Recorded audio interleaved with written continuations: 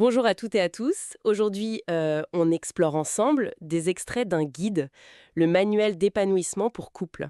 C'est un guide pratique, hein, avec des conseils pour nourrir sa relation amoureuse. Hmm, L'idée de base, c'est que aimer, prendre soin de son couple, ça demande du temps, de l'attention, un engagement mutuel, quoi.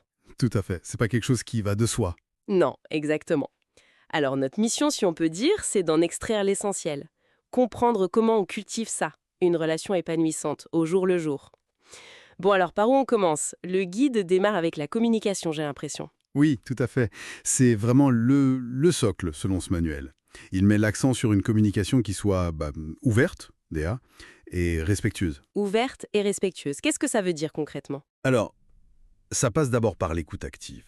C'est-à-dire vraiment écouter pour comprendre l'autre, sans couper la parole, sans préparer sa réponse dans sa tête pendant qu'il parle. Ah oui, ça c'est difficile parfois. C'est un vrai exercice. Hmm. Et puis, il y a l'autre volet. Savoir exprimer ses propres émotions, ses besoins, même quand c'est délicat. Hmm. Mais le faire avec bienveillance. Avec bienveillance. Oui, le guide insiste sur le «je ressens». Partir de soi, de son ressenti, plutôt que de pointer l'autre du doigt, de l'accuser. Oui, le fameux tu qui tue. Exactement. Ça ferme la discussion directe.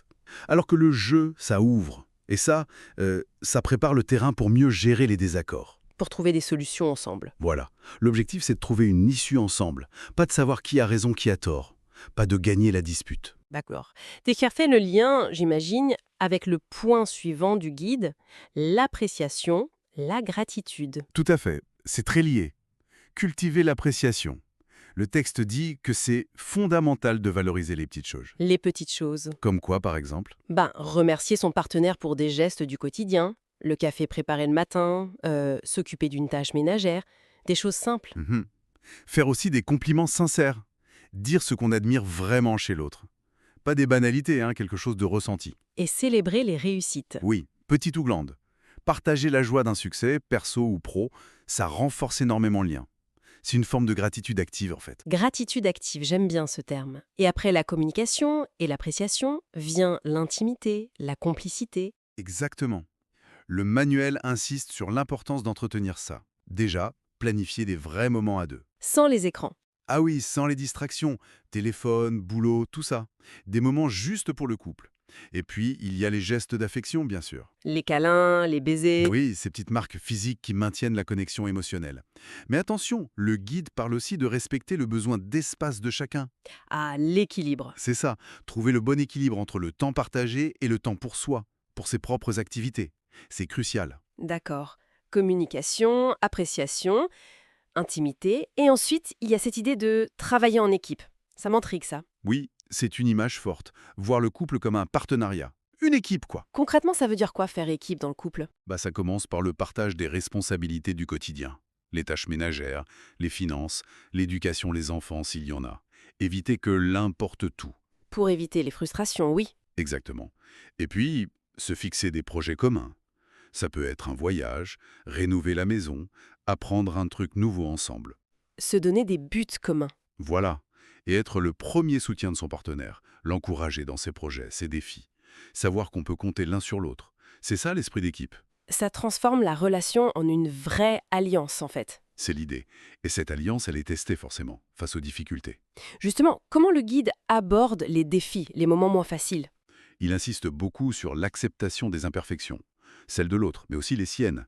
Personne n'est parfait. Hmm. Apprendre à aimer l'autre avec ses qualités et ses défauts. Ensuite, il y a le pardon. Savoir pardonner, réparer après une dispute. Ne pas laisser les non-dits ou la rancœur s'installer. Faire le premier pas parfois? Oui, prendre l'initiative de discuter, de s'excuser si besoin. Et enfin, la flexibilité. La vie change, il y a des imprévus. Le travail, les enfants, un déménagement? Voilà. La capacité du couple à s'adapter ensemble à ces changements, c'est un signe de force. Évoluer ensemble. Et pour que ça dure, pour que la flamme reste allumée, Le guide donne des pistes. oui, il parle d'entretenir la passion et la nouveauté. Se surprendre mutuellement. Des petites surprises. Oui, une sortie imprévue, un petit cadeau, ou simplement essayer de nouvelles activités ensemble. Explorer l'intimité aussi, sous toutes ses formes. Et ne pas oublier l'humour. Rire ensemble, c'est essentiel. Ah oui, l'humour, ça dédramatise tellement de choses. Absolument. Et un dernier point, crucial, mais parfois oublié, prendre soin de soi. Individuellement. Oui. Le guide le dit bien, une relation saine repose sur deux individus qui sont eux-mêmes épanouis. Il faut cultiver son propre bien-être, physique et mental. Ne pas tout attendre de l'autre pour être heureux. Exactement. Apporter sa propre énergie positive au couple. Et le petit conseil bonus du manuel, c'est de ne pas hésiter à consulter si besoin. La thérapie de couple?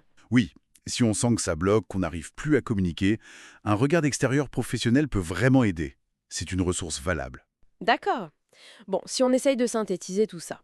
Ce que nous dit ce manuel, en gros, c'est qu'une relation épanouie, ça ne tombe pas du ciel.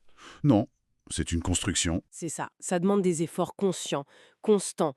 Écouter, apprécier, faire équipe, traverser les tempêtes ensemble, entretenir la connexion. Et aussi prendre soin de soi. C'est un travail de tous les jours en quelque sorte.